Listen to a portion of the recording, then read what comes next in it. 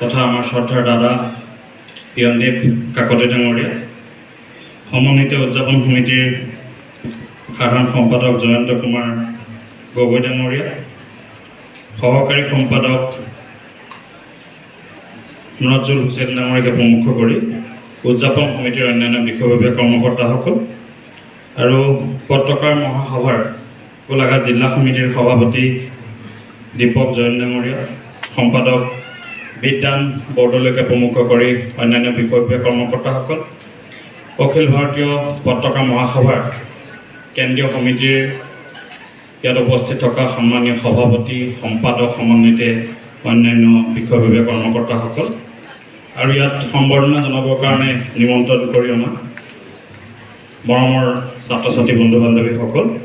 আপোনালোক সকলোকে সদৌ অসম ছাত্ৰ সন্থাৰ মজিয়াৰ পৰা অভিনন্দন জ্ঞাপন কৰিছোঁ।